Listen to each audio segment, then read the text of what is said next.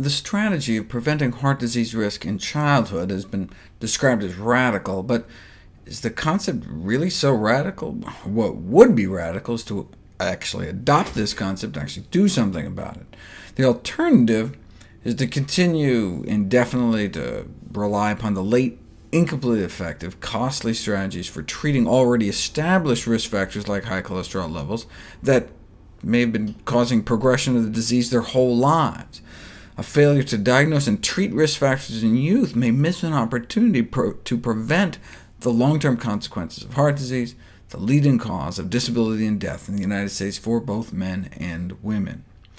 We could prevent 90% of heart attacks. Such a claim would have seemed outrageous 50 years ago, but now we know stopping this epidemic is achievable. There's two ways we can do this. The first is the clinical medicine approach, in which physicians identify kids at risk and vigorously advocate lifestyle changes or drug them.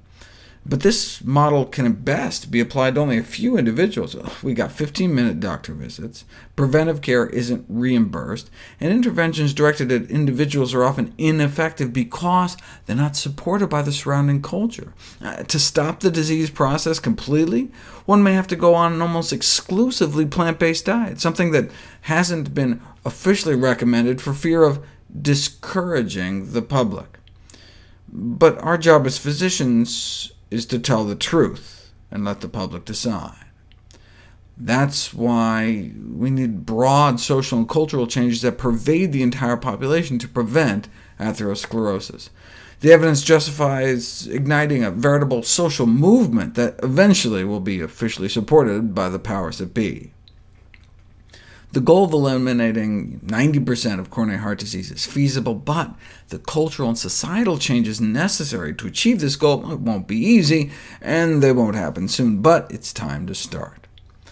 So, maybe the newest Academy of Pediatrics approved guidelines for universal cholesterol screening of all children starting around age 9 might actually be too conservative. How about starting at age 2? That's when parents are generally engaged and vigilant about well-child checkups, and when there are additional opportunities for parent education about the importance of diet, exercise, and healthy lifestyle, not only for their kids, but for them as well, because atherosclerosis can start even before birth, and depend on what our moms ate. Fatty streak formation occurs in human fetal arteries, and is greatly worsened by how high the pregnant mother's cholesterol is. Arteries were obtained from spontaneous miscarriages, and premature newborns who died within 12 hours of birth, right around the end of the second trimester.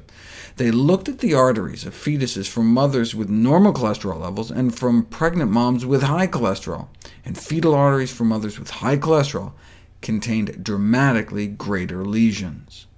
This suggests not only that heart disease may start much earlier than we previously assumed, but that it depends on maternal cholesterol levels. So, atherosclerosis might not just start out as a nutritional disease of childhood, but a nutritional disease of pregnancy.